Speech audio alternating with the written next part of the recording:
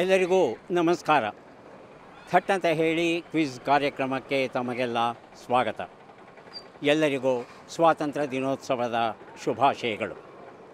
ನಾವು ಸ್ವಾತಂತ್ರ್ಯವನ್ನು ಪಡೆದು 77 ವರ್ಷಗಳು ಕಳೆದಿವೆ. 78ನೆಯ ವರ್ಷಕ್ಕೆ ಹೆಜ್ಜೆಯನ್ನು ಇಡ್ತಾ ಇದ್ದೇವೆ. ಈ ಒಂದು ಸಂದರ್ಭದಲ್ಲಿ ನಮಗೆ ಹೇಗೆ ಸ್ವಾತಂತ್ರ್ಯ ಬಂತು, ಯಾರಿಂದ ಬಂತು, ಯಾರೆಲ್ಲ ಹೋರಾಡಿದ್ರು, ಅನೇಕ ಜನ ತಮ್ಮ ಜೀವವನ್ನು ತೆತ್ತಿದ್ದಾರೆ. ಕೆಲವರ ಹೆಸರು ಮಾತ್ರ ನಮಗೆ ಗೊತ್ತು. ಹೆಸರು ಗೊತ್ತಿಲ್ಲದೇ ಇರತಕ್ಕಂಥ ವೀರರ ಹೆಸರು ಅಸಂಖ್ಯ. ಅಂತಹ ಒಂದು ಅದ್ಭುತವಾದ ಸ್ಥಳಕ್ಕೆ ಈಗ ನಾವು ಹೋಗ್ತಾ ಇದ್ದೇವೆ. ಕರ್ನಾಟಕದ ಜಲಿಯನ್ ವಾಲಾಬಾಗ್ ಅಂತ ಹೆಸರು ಆಗಿರ್ತಕ್ಕಂಥ ವಿದುರಾಶ್ವತ್ಥಕ್ಕೆ ನಾವೀಗ ಬಂದಿದ್ದೇವೆ. ವಿದುರಾಶ್ವತ್ಥದ ಮಹಾದ್ವಾರದ ಮುಂದೆ ನಿಂತಿದ್ದೇವೆ. ವಿದುರಾಶ್ವತ್ಥದಲ್ಲಿ ವಿದುರ ನೆಟ್ಟಿದಂಥ ಆಲದ ಮರ ಉಂಟಂತೆ, ಅಶ್ವತ್ಥ ನಾರಾಯಣನ ದೇವಾಲಯ ಉಂಟಂತೆ. ಹಾಗೆಯೇ ಸ್ವಾತಂತ್ರ್ಯ ವೀರರು ಪೊಲೀಸರ ಗುಂಡಿಗೆ ಎದೆಯಡ್ಡಿ ಜೀವವನ್ನು ತೆತ್ತಂಥ ಅನೇಕ ಮಹಾನುಭಾವರು ಮಡಿದಂಥ ಸ್ಥಳ ಏನಿದೆ, ಅಲ್ಲಿ ಒಂದು ಸ್ಮಾರಕ ಉಂಟಂತೆ. ಇನ್ನೂ ಏನೆಲ್ಲ ಇವೆ, ಬನ್ನಿ ಅಲ್ಲಿಗೆ ಹೋಗೋಣ, ತಿಳ್ಕೊಳ್ಳೋಣ. ತಿಳಿದುಕೊಂಡು ಕಣ್ಣು ಹೃದಯ ಎರಡೂ ತುಂಬಿ 1-2 ಹನಿಗಳ ಕಣ್ಣೀರನ್ನು ಅವರಿಗಾಗಿ ಅರ್ಪಿಸೋಣ. ಅಶ್ರುತರ್ಪಣದ ಅಭಿಯಾನ ಈಗ ಆರಂಭವಾಗ್ತಾ ಇದೆ. ಬನ್ನಿ ಹೋಗೋಣ.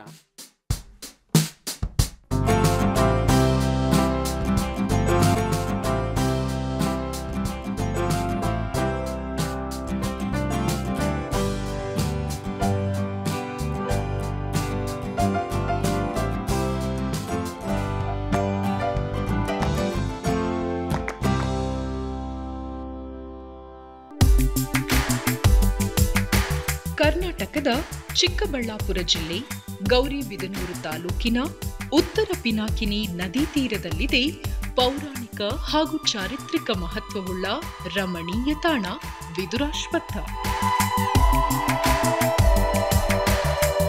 ಪೂರ್ವದಲ್ಲಿ ಮೈತ್ರೇಯಿ ಮಹರ್ಷಿಗಳ ವಿರಕ್ತ ಆಶ್ರಮಕ್ಕೆ ಕುರುವಂಶಸ್ಥರಾದ ವ್ಯಾಸಪುತ್ರ ವಿದುರರು ಮೋಕ್ಷ ಪ್ರಾಪ್ತಿಗಾಗಿ, ಪಾಪಗಳ ಪ್ರಾಯಶ್ಚಿತ್ತಕ್ಕಾಗಿ ಮಹರ್ಷಿಗಳ ಆಜ್ಞೆಯ ಮೇರೆಗೆ ಅಶ್ವತ್ಥ ವೃಕ್ಷವೊಂದನ್ನು ಪೋಷಿಸಿ ಬೆಳೆಸಿದ್ದರು. ಹೀಗಾಗಿ ಈ ಕ್ಷೇತ್ರಕ್ಕೆ ವಿದುರಾಶ್ವತ್ಥ ಎಂಬ ಹೆಸರು ಬಂದಿದೆ. ಈ ಕ್ಷೇತ್ರ ಇಂದು ನಾಗಾರಾಧನೆಯ ಪವಿತ್ರ ಧಾಮವೂ ಆಗಿದೆ. ಈ ಒಂದು ಅಶ್ವತ್ಥ ವೃಕ್ಷ ಭಾಳ ಇಲ್ಲಿ ಇರ್ತಕ್ಕಂಥದ್ದು ಭಾಳ ಪವಿತ್ರವಾದುದು. ಈ ಒಂದು ಅರಳಿ ಮರದಲ್ಲಿ ಭಾಳ ಶಕ್ತಿ ಇದೆ. ಈ ಅರಳಿ ಮರದಲ್ಲಿ ಬ್ರಹ್ಮ, ವಿಷ್ಣು, ಮಹೇಶ್ವರರು ಇದ್ದಾರೆ. ಇಲ್ಲಿ ಅತಿ ಮುಖ್ಯವಾಗಿ ಅಶ್ವತ್ಥ ಪ್ರದಕ್ಷಿಣೆ ಅಂತಾರೆ. ಅಶ್ವತ್ಥ ಪ್ರದಕ್ಷಿಣೆ ಅಂದರೆ ಪ್ರಾತಃ ಕಾಲದಲ್ಲಿ, ಸಾಯಂಕಾಲ 108, 54, 27 ಈ ರೀತಿ ಯಾರು ಭಕ್ತಿ ಶ್ರದ್ಧೆಯಿಂದ ಅಶ್ವತ್ಥ ಪ್ರದಕ್ಷಿಣೆ ಮಾಡ್ತಾರೋ ಅವರಿಗೆ ಮನಸ್ಸಿನಲ್ಲಿರ್ತಕ್ಕಂಥ ಕೋರಿಕೆಗಳು ನೆರವೇರ್ತಾ ಇದೆ.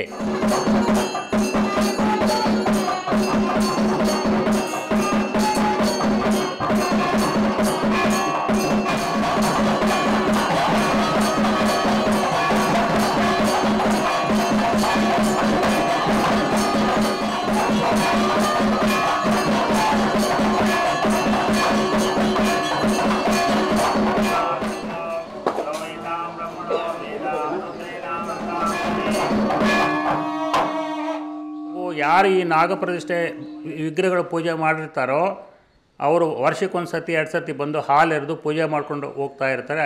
ಇಲ್ಲಿ ಇರ್ತಕ್ಕಂಥ ಒಂದು ಪದ್ಧತಿ. ಭಕ್ತಾದಿಗಳು ಪ್ರತಿನಿತ್ಯ ಸಾವಿರಾರು ಜನ ಬಂದು ಅವರ ಕೋರಿಕೆಗಳನ್ನೆಲ್ಲ ನೆರವೇರಿಸ್ಕೊಂಡು ಹೋಗ್ತಾ ಇದ್ದಾರೆ.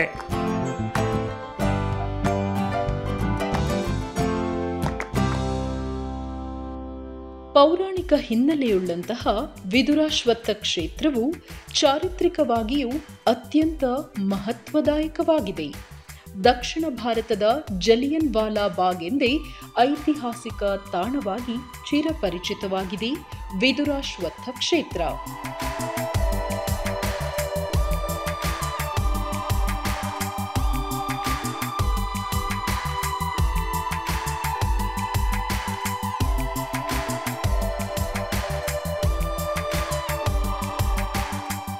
ಶಿವಪುರದ ಧ್ವಜ ಸತ್ಯಾಗ್ರಹದಿಂದ ಪ್ರೇರಿತಗೊಂಡಂಥ ಗುಂಪೊಂದು ವಿದುರಾಶ್ವತ್ಥ ಕ್ಷೇತ್ರ ಪರಿಸರದಲ್ಲಿರುವಂಥ ದಿಬ್ಬವೊಂದರ ಮೇಲೆ ಬ್ರಿಟಿಷ್ ಸರ್ಕಾರದ ನಿಷೇಧಾಜ್ಞೆಯನ್ನು ಉಲ್ಲಂಘಿಸಿ ಏಪ್ರಿಲ್ 25, 1938 ಇಸವಿಯಲ್ಲಿ ಐಕ್ಯತೆ ಸ್ವಾತಂತ್ರ್ಯ ಮಂತ್ರದ ಜಯಘೋಷಗಳೊಂದಿಗೆ 100 ಮಂದಿ ಸೇರಿ ಧ್ವಜಾರೋಹಣವನ್ನು ಮಾಡಿದರು.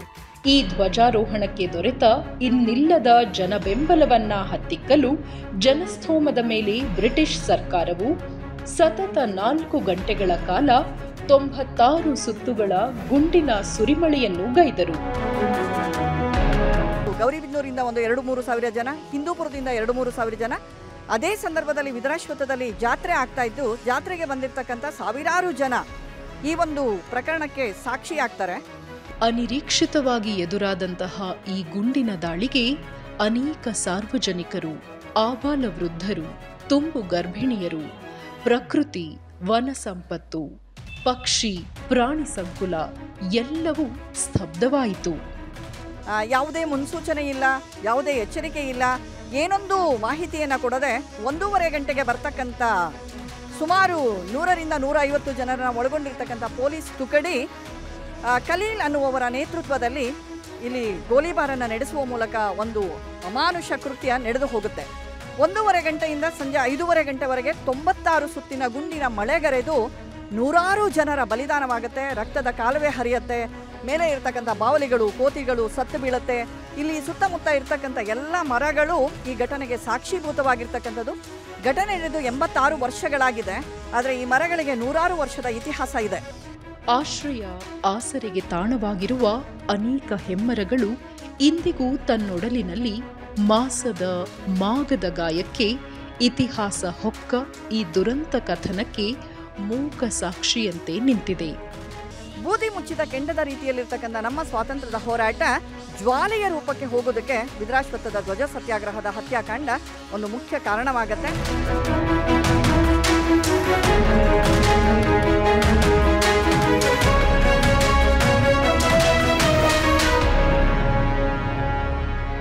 ವೀರಗತಿ ಪ್ರಾಪ್ತಿಯಾದ ಹುತಾತ್ಮರ ಸ್ಮರಣಾರ್ಥ 1973 ಇಸವಿಯಲ್ಲಿ ಸ್ಮಾರಕ ಶಿಲೆಯನ್ನು ಗೌರವ ದ್ಯೋತಕವಾಗಿ ಅಖಂಡ ಜ್ಯೋತಿಯನ್ನು ಬೆಳಗುವ ಸ್ತೂಪ ನಿರ್ಮಿಸಲಾಯಿತು.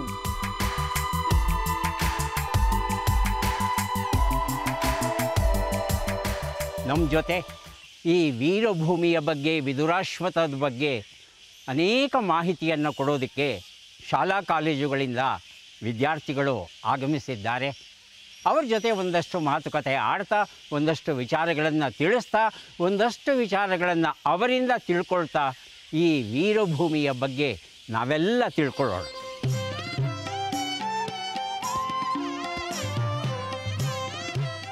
ಎಲ್ಲರಿಗೂ ನಮಸ್ಕಾರ. ನಮಸ್ಕಾರ ಸರ್. ಹೇಗಿದ್ದೀರಿ? ಚೆನ್ನಾಗಿದ್ದೀವಿ ಸರ್. ನೀವು ಚೆನ್ನಾಗಿದ್ದೀರಿ ಅಂತ ಕೇಳಲ್ವಾ? ನೀವು ಚೆನ್ನಾಗಿದ್ದೀರಾ ಸರ್? ನಾವು ಚೆನ್ನಾಗಿದ್ದೀವಿ. ನೀವು ಚೆನ್ನಾಗಿರೋದಕ್ಕೆ ಮುಖ್ಯವಾದ ಕಾರಣ ಏನು ಅಂದರೆ, ನಮಗೆ ಗೊತ್ತಿಲ್ಲದೆ ಇರತಕ್ಕಂಥ ಅನೇಕ ಮಹನೀಯರು ಸ್ವಾತಂತ್ರ್ಯಕ್ಕಾಗಿ ತಮ್ಮ ಜೀವವನ್ನು ಕೊಟ್ಟಿದ್ದಾರೆ. ಹಾಗಾಗಿ ಇವತ್ತು ನೀವು ಎಲ್ಲ ಚೆನ್ನಾಗಿ ನಮ್ಮ ನಾಡಲ್ಲಿದ್ದೇವೆ. ಹಾಗಾಗಿ ಇವತ್ತು ವಿದುರಾಶ್ವತ್ಥದ ಬಗ್ಗೆ ಒಂದಷ್ಟು ವಿಚಾರ ತಿಳ್ಕೊಳ್ಳೋಣ ಅಂತ ಆಸೆ. ಪ್ರಶ್ನೆಗಳನ್ನು ಕೇಳಲ್ಲ? ಕೇಳಿ ಸರ್. ವಿದುರಾಶ್ವತ್ಥ ಅನ್ನೋದು ಕರ್ನಾಟಕದಲ್ಲಿ ಎಲ್ಲಿದೆ ಅಂತ ಯಾರು ಸರಿಯಾದ ಉತ್ತರ ಕೊಡ್ತೀರಿ? ದಯವಿಟ್ಟು ಹೇಳಿ. ಈ ವಿದುರಾಶ್ವತ್ಥ ಎಂಬ ಸ್ಥಳವು ಕರ್ನಾಟಕ ರಾಜ್ಯದ ಚಿಕ್ಕಬಳ್ಳಾಪುರ ಜಿಲ್ಲೆಯ ಗೌರಿಬಿದನೂರು ತಾಲೂಕಿನಲ್ಲಿ ಇದೆ. ಬಹಳ ಸಂತೋಷ, ಸರಿಯಾದ ಉತ್ತರ ಕೊಟ್ಟಿದ್ದೀರಿ. ಈಗ ಚಿಕ್ಕಬಳ್ಳಾಪುರ ಜಿಲ್ಲೆ ಆಗಿದೆ. ಮೊದಲು ಅವಿಭಜಿತ ಕೋಲಾರ ಜಿಲ್ಲೆ ಆಗಿತ್ತು ಅಲ್ವಾ? ಗೌರಿಬಿದನೂರಿಂದ ಸುಮಾರು 6 ಕಿಲೋಮೀಟರ್ ದೂರದಲ್ಲಿ ಈ ವಿದುರಾಶ್ವತ್ಥ ಅಂತಕ್ಕಂಥ ಸ್ಥಳ ಇದೆ. ಒಳ್ಳೆಯ ಉತ್ತರ ಕೊಟ್ಟಿದ್ದೀರಿ. ನರೇಂದ್ರ ಒಳ್ಳೆಯ ಉತ್ತರ, ಸರಿಯಾದ ಉತ್ತರ ಕೊಟ್ಟಿದ್ದಾರೆ. ಅವರಿಗೆ ಜನಪ್ರಿಯ ಜಾತಕ ಕಥೆಗಳು ಡಾಕ್ಟರ್ BR ಸುಹಾಸ್ ಅವರು ಬರೆದಂಥ ಪುಸ್ತಕ ನಿಮಗೆ ಕೊಡ್ತಾ ಇದ್ದೇನೆ. ದಯವಿಟ್ಟು ಪುಸ್ತಕವನ್ನು ಸ್ವೀಕರಿಸಿ.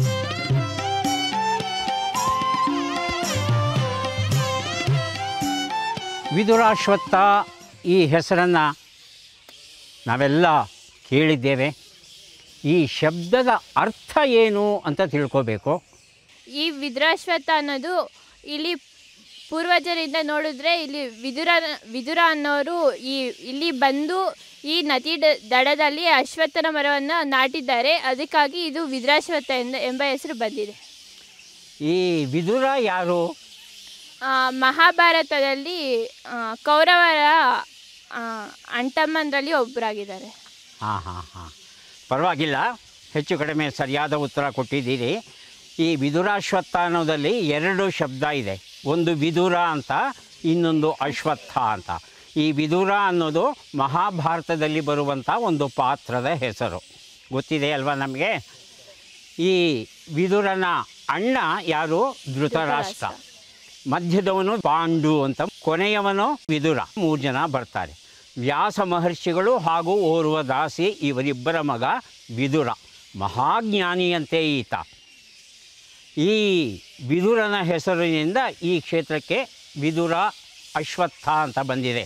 ತಾವು ಹೇಳಿದಾಗೆ ಒಂದು ಅಶ್ವತ್ಥ ಸಸಿ ಸಿಗುತ್ತಂತೆ ಈ ಒಂದು ಉತ್ತರ ಪಿನಾಕಿಯಲ್ಲಿ ಸ್ನಾನ ಮಾಡುವಾಗ. ಹಾಗಾಗಿ ಆ ಸಸಿಯನ್ನು ತಂದು ನೆಟ್ಟಿ ಬೆಳೆಸದ ಅಂತ ಒಂದು ಪುರಾಣದ ಕತೆ. ಹಾಗಾಗಿ ವಿದುರ ಅಶ್ವತ್ಥ ಎರಡೂ ಸೇರಿಕೊಂಡು ಈ ಸ್ಥಳಕ್ಕೆ ವಿದುರಾಶ್ವತ್ಥ ಅನ್ನೋ ಹೆಸರು ಬಂದಿದೆ. ಉತ್ತರ ಸರಿಯಾಗಿ ಕೊಟ್ಟಿದ್ದೀರಿ. ತಮಗೆ ಬಹುಮಾನವಾಗಿ ಪುಸ್ತಕವನ್ನು ಕೊಡ್ತಾ ಇದ್ದೇವೆ, ದಯವಿಟ್ಟು ಸ್ವೀಕರಿಸಿ. ಬೆಳಕಿನೆಡೆಗೆ ಒಳ್ಳೆ ಕಥಾಕೃತಿ, ನಮ್ಮ ವ್ಯಕ್ತಿತ್ವವನ್ನು ವಿಕಸನ ಮಾಡುವಂಥ ಕೃತಿ. ಈ ಪುಸ್ತಕ ತಮಗೆ ಕೊಡ್ತಾ ಇದ್ದೇನೆ, ಅಭಿನಂದನೆಗಳು. ಈ ವಿದುರಾಶ್ವತ್ಥ ಅಂತಕ್ಕಂಥ ಸ್ಥಳ ಒಂದು ನದಿಯ ದಡದಲ್ಲಿದೆಯಂತೆ. ಆ ನದಿಯ ಹೆಸರೇನು, ಎಲ್ಲಿ ಹುಟ್ಟುತ್ತೆ ಅಂತ ಯಾರು ಹೇಳ್ತೀರಿ? ಇಲ್ಲಿ ಉತ್ತರ ಪಿನಾಕಿನಿ ನದಿ ಎಂಬ ನಂದಿ ಬೆಟ್ಟದಿಂದ ಹುಟ್ಟಿ ಬಂಗಾಳ ಕೊಲ್ಲಿಯಲ್ಲಿ ಸೇರುತ್ತದೆ. ನದಿ ಹೆಸರು ಉತ್ತರ ಪಿನಾಕಿನಿ ಅಂತ ಹೇಳ್ತಾರೆ. ಇನ್ನೊಂದು ಹೆಸರಿದೆ, ಅದಕ್ಕೆ ಪೆಣ್ಣಾರ್ ಅಂತ ಕರೀತಾರೆ. ನಂದಿ ಬೆಟ್ಟದಲ್ಲಿ 5 ನದಿಗಳು ಹುಟ್ಟುತ್ತೆ. ಅದರಲ್ಲಿ ಒಂದು ಪಿನಾಕಿನಿ ಅಂತ ನದಿ. ಆ ನದಿ ಏನು ಮಾಡುತ್ತೆ, 2 ಭಾಗ ಆಗುತ್ತೆ.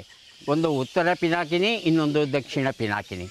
ಈ ಉತ್ತರ ಪಿನಾಕಿನಿ ಅನ್ನೋ ನದಿ ಇದೆಯಲ್ಲ, ಈ ನದಿಯ ದಡದಲ್ಲಿ ವಿದುರಾಶ್ವತ್ಥ ಇದೆ. ಇದು ಮುಂದೆ ಹರಿದು ಹೋಗಿ ಇದು ಆಂಧ್ರ ಪ್ರದೇಶದಲ್ಲಿ ನೆಲ್ಲೂರು ಅಂತ ಒಂದು ಸ್ಥಳ, ಅಲ್ಲಿ ಬಂಗಾಳ ಕೊಲ್ಲಿಯನ್ನು ಸೇರುತ್ತೆ. ದಕ್ಷಿಣ ಪಿನಾಕಿನಿ ಅನ್ನೋದು ತಮಿಳುನಾಡಿಗೆ ಹೋಗ್ಬಿಟ್ಟು ಬಂಗಾಳ ಕೊಲ್ಲಿ ಸೇರುತ್ತೆ. ಆದರೆ ನಮಗೆ ಮುಖ್ಯವಾದ ವಿಚಾರ ಏನು ಅಂದರೆ, ಈ ನದಿಯ ದಡದಲ್ಲಿ ವಿದುರಾಶ್ವತ್ಥ ಇದೆ. ಈ ಮಾಹಿತಿಯನ್ನು ತಾವು ಕೊಟ್ಟಿದ್ದೀರಿ, ಬಹಳ ಸಂತೋಷ. ತಮಗೆ ಒಂದು ಪುಸ್ತಕವನ್ನು ಬಹುಮಾನ ಕೊಡ್ತಾ ಇದ್ದೇನೆ, ದಯವಿಟ್ಟು ಸ್ವೀಕರಿಸಿ. ಬದುಕಿನ ಚೋಚೋಬಾತ್ ವೆಂಕಟೇಶ್ MT ಬರೆದಂಥ ಪುಸ್ತಕ ಬಹುಮಾನವಾಗಿ ಕೊಡ್ತಾ ಇದ್ದೇವೆ, ಸ್ವೀಕರಿಸಿ. ಅಭಿನಂದನೆಗಳು. ಈ ವಿದುರಾಶ್ವತ್ಥ ಅಂತಕ್ಕಂಥ ಸ್ಥಳ 2 ವಿಚಾರಗಳಿಗೆ, 2 ವಿಷಯಗಳಿಗೆ ಬಹಳ ಬಹಳ ಪ್ರಸಿದ್ಧವಾಗಿದೆ. ಆ 2 ವಿಷಯಗಳು ಯಾವುದು, ಯಾರು ಹೇಳ್ತೀರಿ? 2 ಹೇಳಬೇಕು. ಇದು 1938 ಏಪ್ರಿಲ್ ತಿಂಗಳಲ್ಲಿ 25ನೇ ತಾರೀಕಿನಲ್ಲಿ ನಡೆದಂತಹ ಜಲಿಯನ್ ವಾಲಾಬಾಗ್ ಎಂಬ ಸ್ವಾತಂತ್ರ್ಯ ಹೋರಾಟದಲ್ಲಿ ಒಂದಾಗಿದೆ. ಹಾಗೂ ಇಲ್ಲಿ ಅನೇಕ ಮಹನೀಯರು ಪ್ರಾಣತ್ಯಾಗ ನೀಡಿದ್ದಾರೆ. ವಿದುರಾಶ್ವತ್ಥ 2 ವಿಚಾರಗಳಿಗೆ ಪ್ರಸಿದ್ಧ ಅಂದೆ. ಮೊದಲನೇದು ತಾವು ಜಲಿಯನ್ ವಾಲಾಬಾಗ್ ಅಂತ ಹೇಳಿದ್ರಿ. ಮೊದಲನೇದು ಯಾವುದು? ಇನ್ಯಾರಾದರೂ ಹೇಳ್ತೀರಾ? ಹಾಂ, ಕೊಡಮ್ಮ, ಮೈಕ್ ಕೊಡಿ. ಮೊದಲನೇ ವಿಚಾರ ಯಾವುದು? ಒಂದನೇದು ಇಲ್ಲಿ ಜಲಿಯನ್ ವಾಲಾಬಾಗ್ ಹತ್ಯಾಕಾಂಡ ನಡೆದಿಂದ ವಿದುರಾಶ್ವತ್ಥ ಅಂತ ಪ್ರಸಿದ್ಧ ಆಗಿದೆ. ಇನ್ನೊಂದು ವಿದುರ ಅನ್ನೋನು ಅಶ್ವತ್ಥ ಮರವನ್ನು ನೆಟ್ಟಿದ್ರಿಂದ ವಿದುರಾಶ್ವತ್ಥ ಆಗುತ್ತೆ. 2 ಕಾರಣಗಳಿಂದ ವಿದುರಾಶ್ವತ್ಥ ಜಾಸ್ತಿ ಪ್ರಸಿದ್ಧವಾಗಿದೆ. ಬಹಳ ಬಹಳ ಒಳ್ಳೆಯ ಉತ್ತರ ಕೊಟ್ಟಿದ್ದೀರಿ. ಮೊದಲನೇದಾಗಿ ಇದು ಧಾರ್ಮಿಕ ಕ್ಷೇತ್ರ. ಯಾಕೆ ಧಾರ್ಮಿಕ ಕ್ಷೇತ್ರ ಅಂದರೆ, ಮಹಾಭಾರತದ ವಿದುರ ಬಂದು ಇಲ್ಲೊಂದು ಅಶ್ವತ್ಥ ವೃಕ್ಷವನ್ನು ನೆಟ್ಟದ ಅಂತ ನಾವೆಲ್ಲ ನಂಬಿದ್ದೇವೆ. ಇದು ಮೊದಲನೇ ಕಾರಣ. 2ನೇ ಕಾರಣ, ಆ ಮಗು ಹೇಳಿದ್ಲಲ್ಲ ಜಲಿಯನ್ ವಾಲಾಬಾಗ್ ಅಂತ. ಜಲಿಯನ್ ವಾಲಾಬಾಗ್ ನಡೆದದ್ದು ಪಂಜಾಬಲ್ಲಿ. ಇದನ್ನು ಕರ್ನಾಟಕದ ಜಲಿಯನ್ ವಾಲಾಬಾಗ್ ಅಂತ ಕರೀತಾರೆ. ಹಾಗಾಗಿ ಧಾರ್ಮಿಕ ಕ್ಷೇತ್ರವೂ ಹೌದು, ಸ್ವಾತಂತ್ರ್ಯ ಹೋರಾಟಗಾರರ ವೀರಭೂಮಿಯೂ ಹೌದು. ಈ ಪ್ರದೇಶವನ್ನು ವೀರಭೂಮಿ ಅಂತ ನಾವು ಕರಿತೀವಿ ಅಲ್ವಾ? ಹಾಗಾಗಿ ಈ ವೀರಭೂಮಿ ಧರ್ಮಭೂಮಿ ಎರಡೂ ಆಗಿದೆ ವಿದುರಾಶ್ವತ್ಥ. ಇಬ್ಬರಿಗೂ ಒಂದೊಂದು ಪುಸ್ತಕವನ್ನು ನಾನು ಕೊಡ್ತಾ ಇದ್ದೇನೆ, ಸ್ವೀಕರಿಸಿ. ಬುದ್ಧನ ನಾಡುಗಳಲ್ಲಿ DS ಲಿಂಗರಾಜು ಅವರು ಬರೆದಂಥ ಪುಸ್ತಕ ಕೊಡ್ತಾ ಇದ್ದೇನೆ. ಹಾಗೆಯೇ ಕಥಾ ಚಿಂತನ ಮನೋಮಂಥನ ಮಾತಾ ತ್ಯಾಗಮಯಿ ಬರೆದಂಥ ಒಳ್ಳೆ ವ್ಯಕ್ತಿತ್ವ ವಿಕಸನದ ಕಥೆಗಳನ್ನು ಉಳ್ಳಂಥ ಪುಸ್ತಕ ತಮಗೆ ಕೊಡ್ತಾ ಇದ್ದೇನೆ, ಸ್ವೀಕರಿಸಿ. ಇಬ್ಬರಿಗೂ ಅಭಿನಂದನೆಗಳು. ಹಸ್ತಿನಾವತಿಯಲ್ಲಿದ್ದ ವಿದುರ ಕರ್ನಾಟಕಕ್ಕೆ ಈ ಗೌರಿಬಿದನೂರಿನ ಹತ್ತಿರ ಇರ್ತಕ್ಕಂಥ ಹರಿತಾ ಇರೋ ಈ ನದಿ ಉತ್ತರ ಪಿನಾಕಿನಿ. ಇಲ್ಲಿಗೆ ಯಾಕೆ ಬಂದ ಅನ್ನೋದನ್ನು ತಿಳ್ಕೋಬೇಕಾಗಿದೆ. ಯಾರು ಹೇಳ್ತೀರಿ? ಮಹಾಭಾರತದಲ್ಲಿ ಕೌರವರು ಮತ್ತು ಪಾಂಡವರು ಯುದ್ಧ ನಡೆಯುವಾಗ ವಿದುರನು ಅವರಿಗೆ ಸಮಾಧಾನ ಮಾಡಲು ಹೊರಟಾಗ ಅವರು ಯಾರು ಕೇಳದೇ ಇರುವುದರಲ್ಲಿ ಹಸ್ತಿನಾಪುರವನ್ನು ಬಿಟ್ಟು ತಪಸ್ಸನ್ನು ಮಾಡಲು ವಿದುರಾಶ್ವತ್ಥಕ್ಕೆ ಬಂದು ಇಲ್ಲಿ ಒಂದು ತಪಸ್ಸನ್ನು ಮಾಡಲು ಇಲ್ಲಿಗೆ ಬರುತ್ತಾನೆ. ಇನ್ಯಾರಾದರೂ ಉತ್ತರ ಕೊಡ್ತೀರಾ? ವಿದುರ ಇಲ್ಲಿ ಬಂದ ಕಾರಣ ಪಾಂಡವರು ವನವಾಸಕ್ಕೆ ಹೋದಾಗ ಪಾಂಡವರನ್ನು ಹುಡುಕೊಂಡು ಇಲ್ಲಿಗೆ ಬಂದಿದ್ದಾರೆ. ವಿದುರ ಯಾಕೆ ಬಂದ ಇಲ್ಲಿ ಅಂದರೆ ತೀರ್ಥಯಾತ್ರೆಗಾಗಿ ಬಂದ ಅನ್ನೋ ಉತ್ತರವನ್ನು ನಾವೆಲ್ಲ ತಿಳ್ಕೊಳ್ಳೋಣ. ಆಗಬಹುದಾ?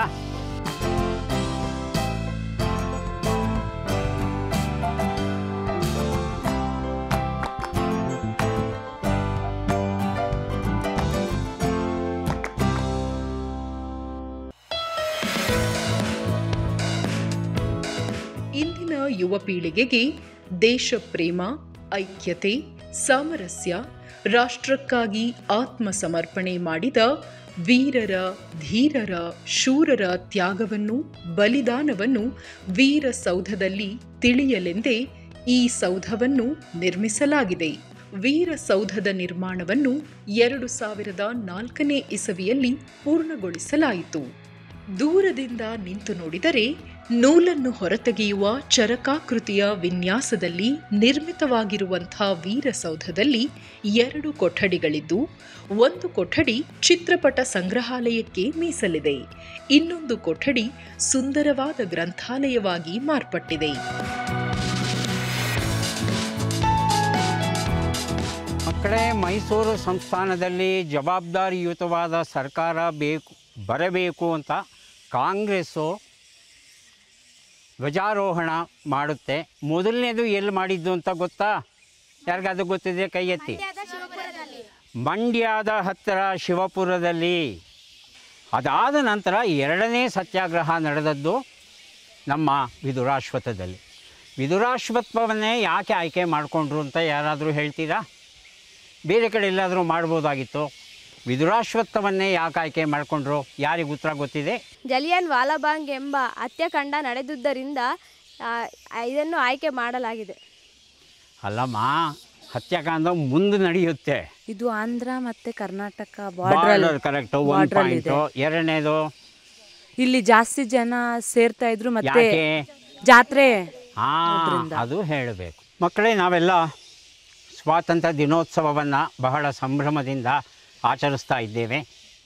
ಇದು ಎಷ್ಟನೆಯ ಸ್ವಾತಂತ್ರ್ಯ ದಿನೋತ್ಸವ ಅನ್ನೋದನ್ನು ಯಾರು ಹೇಳ್ತೇವೆ? ಸ್ವಾತಂತ್ರ್ಯ ಬಂದಿದ್ದ ದಿವಸನೂ ಲೆಕ್ಕ ಹಾಕ್ಕೊಂಡ್ರೆ 78 ಸರ್. ಅದು ಬಿಟ್ಟು ಲೆಕ್ಕ ಹಾಕ್ಕೊಂಡ್ರೆ 77. 77 ವರ್ಷಗಳು ಮುಗಿದು 78ನೆಯ ಸ್ವಾತಂತ್ರ್ಯ ದಿನೋತ್ಸವವನ್ನು ನಾವು ಆಚರಿಸ್ತಾ ಇದ್ದೇವೆ. ಉತ್ತರ ಸರಿಯಾಗಿದೆ. ಒಂದು ಪುಸ್ತಕವನ್ನು ಬಹುಮಾನವಾಗಿ ಕೊಡ್ತೇವೆ ನಿಮಗೆ. ನಿನ್ನ ಹೆಸರೇನು ತಾಯಿ? ರಕ್ಷಿತಾ. ಬಹಳ ಸಂತೋಷ. ಎಷ್ಟನೇ ಕ್ಲಾಸ್ ಅಮ್ಮ? 10ನೇ ತರಗತಿ. 10ನೇ ತರಗತಿ. ಕುಡಿಯರೋ ಕೂಸು ಡಾಕ್ಟರ್ ಶಿವರಾಮ್ ಕಾರಂತ ಬರೆದಂಥ ಕಾದಂಬರಿ ಪುಸ್ತಕವನ್ನು ಕೊಡ್ತಾ ಇದ್ದೇವೆ. ತಗೊಳ್ಳಿ. ಬಹಳ ಸಂತೋಷ. ಅಭಿನಂದನೆಗಳು ನಿಮಗೆ. ನಮ್ಮ ರಾಷ್ಟ್ರ ಲಾಂಛನ ಯಾವುದು ಅಂತ ಹೇಳ್ತೀಯಮ್ಮ? ನ್ಯಾಷನಲ್ ಎಂಬ್ಲಮ್ ಅಂತೀವಿ. ಹೇಳು. 4 ಮುಖದ ಸಿಂಹ. ಇನ್ಯಾರಾದರೂ ಕೊಡ್ತೀರಾ ಉತ್ತರ? ಇದು ಅಶೋಕ ಸಾಮ್ರಾಜ್ಯದ ಒಂದು ರಾಷ್ಟ್ರೀಯ ಲಾಂಛನ ಆಗಿರ್ತೈತೆ. ಅದಕ್ಕೆ 3 ಮುಖಗಳು ಇರ್ತವೆ. ಅಶೋಕನ ಏನು? ಅಶೋಕನ ಸ್ತಂಭ. ಅಶೋಕ ಸ್ತಂಭ ಅಂತ ಏನಿದೆ ಅಲ್ಲಿಂದ ನಾವು ಲಾಂಛನವನ್ನು ತಗೊಂಡಿದ್ದೇವೆ. ಇದರಲ್ಲಿ ಒಟ್ಟು ಎಷ್ಟು ಪ್ರಾಣಿಗಳಿದೆ? 2, 4. ಯಾವ್ಯಾವುದು? ಹಸು, ಕುದುರೆ, ಆನೆ, ಸಿಂಹ, ಹಾಂ, ಇನ್ಯಾರಾದರೂ ಚೆನ್ನಾಗಿ ಕೊಡ್ತೀರಾ? ಹಾಂ, ಕೊಡಿಮ್ಮ, ಹೇಳಿ, ನೀವು ಹೇಳಿ. ಸಿಂಹ, ಗೂಳಿ, ಕುದುರೆ, ಆನೆ. ಸಿಂಹ, ಗೂಳಿ, ಕುದುರೆ, ಆನೆ. ಆಮೇಲೆ 4 ಸಿಂಹಗಳು. ಅಶೋಕ ಸ್ತಂಭ ಒಂದು, ನಮ್ಮ ರಾಷ್ಟ್ರ ಲಾಂಛನ ಒಂದು. ಎರಡೂ ಒಂದೇನಾ, ಚೂರು ವ್ಯತ್ಯಾಸ ಉಂಟಾ? ಚೂರು ವ್ಯತ್ಯಾಸ ಏನು ಉಂಟು. ವ್ಯತ್ಯಾಸ ಇದೆ? ಅಶೋಕ ಸ್ತಂಭದಲ್ಲಿ 4 ಮುಖಗಳು ಇರುತ್ತೆ. ಏನು ಮುಖ?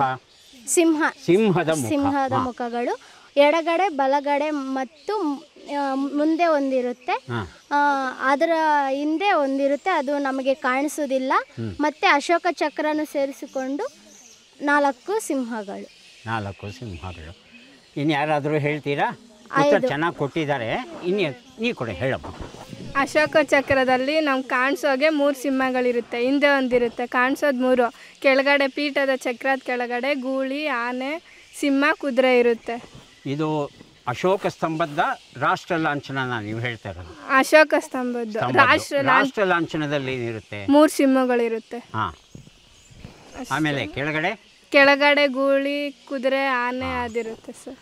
ಆನೆ, ಸಿಂಹ ಇದೆಯಲ್ಲ ಕೆಳಗಡೆ, ಅದು ಹಿಂಭಾಗದಲ್ಲಿರುತ್ತೆ, ಕಾಣಲ್ಲ. ಮುಂಭಾಗದಲ್ಲಿರೋದು ಮಾತ್ರ ಕಾಣುತ್ತೆ. Yes sir. ಸರಿಯಾದ ಉತ್ತರ ಕೊಟ್ಟಿದ್ದೀರಿ. ಇಬ್ಬರಿಗೆ 2 ಪುಸ್ತಕಗಳನ್ನು ಕೊಡ್ತಾ ಇದ್ದೇನೆ.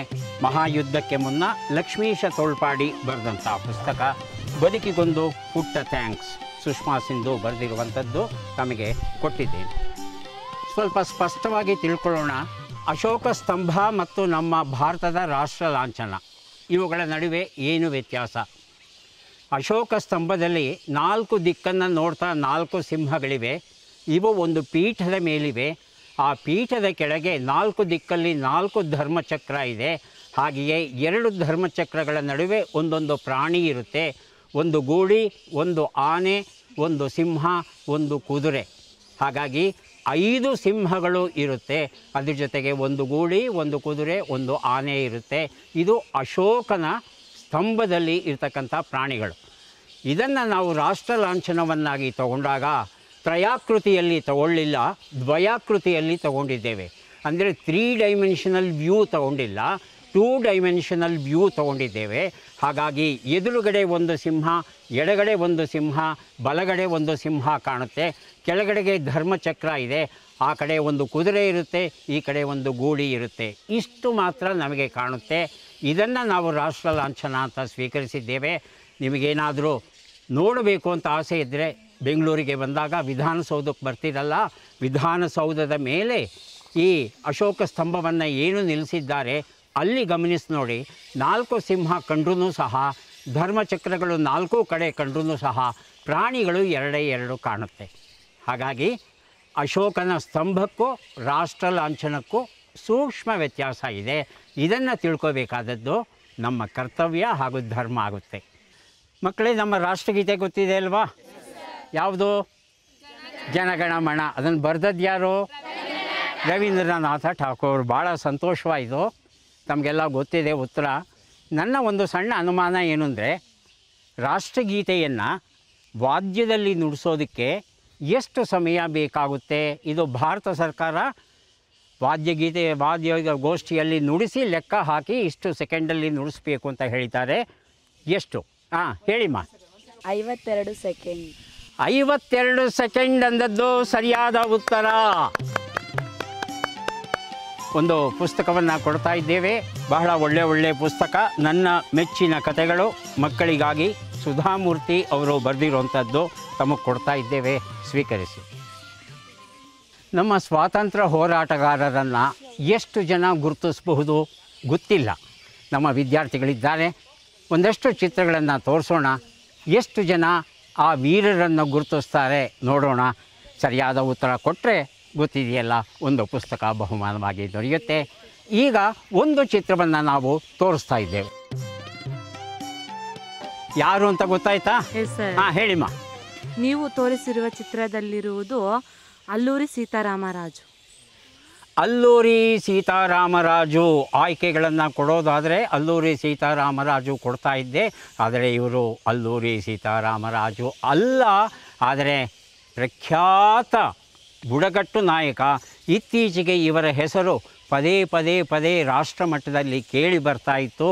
ಇವರು ಬಿಹಾರ ಛೋಟಾ ನಾಗ್ಪುರ್ ಪ್ರದೇಶಕ್ಕೆ ಸೇರಿದವರು. ಹೊಳಿತಾ ಯಾರಿಗಾದರೂ ಆಯ್ಕೆಗಳು ಕೊಡಬೇಕಾ? ಸುಂದರಲಾಲ್ ಬಹುಗುಣ ಬಿರ್ಸಾ ಮುಂಡಾ. ಸುಂದರಲಾಲ್ ಬಹುಗುಣ ಬಿರ್ಸಾ ಮುಂಡಾ. ಬಿರ್ಸಾ ಮುಂಡಾ ಬಹುಗುಣನ ಬಿರ್ಸಾ ಮುಂಡಾನ? ಬಿರ್ಸಾ ಮುಂಡಾ ಉತ್ತರ ಸರಿಯಾಗಿದೆ. ಪುಸ್ತಕವನ್ನು ಕೊಡ್ತಾ ಇದ್ದೇವೆ, ಪುಸ್ತಕವನ್ನು ಸ್ವೀಕರಿಸಿ. ಅಶೋಕ ರಾಜನ ಕಥೆಗಳು, GP ರಾಜರತ್ನಂ ಬರೆದಿರುವಂಥ ಕೃತಿ ಕೊಟ್ಟಿದ್ದೇವೆ. ಬಿರ್ಸಾ ಮುಂಡಾ ಛೋಟಾ ನಾಗ್ಪುರದ ಪ್ರದೇಶದಲ್ಲಿ ಇದ್ದಂಥ ಒಬ್ಬ ಹೋರಾಟಗಾರ. ಈತ ಬಾಲ್ಯದಲ್ಲಿ ಬ್ರಿಟಿಷರು ನಡೆಸ್ತಾ ಇದ್ದಂಥ ಕಾನ್ವೆಂಟ್ ಶಾಲೆಗೆ ಹೋಗ್ತಾನೆ, ಕಲಿಯೋಕ್ಕೆ ಪ್ರಯತ್ನ ಪಡ್ತಾನೆ. ಆದರೆ ಅವರು ಪಾಠವನ್ನು ಹೇಳ್ಕೊಡೋದಕ್ಕಿಂತ ಹೆಚ್ಚಾಗಿ ಮತಾಂತರದಲ್ಲಿ ಆಸಕ್ತಿ ತೋರಿಸ್ತಾರೆ. ಕ್ರೈಸ್ತ ಧರ್ಮಕ್ಕೆ ಮತಾಂತರ ಹೊಂದೋದಕ್ಕೆ ಇಷ್ಟಪಡೋದಿಲ್ಲ. ಶಾಲೆಯನ್ನು ಬಿಟ್ಟು ಹೊರಗಡೆ ಬರ್ತಾನೆ, ತನ್ನವರನ್ನೆಲ್ಲ ಸೇರಿಸ್ತಾನೆ, ಅವರ ನಾಯಕನಾಗ್ತಾನೆ.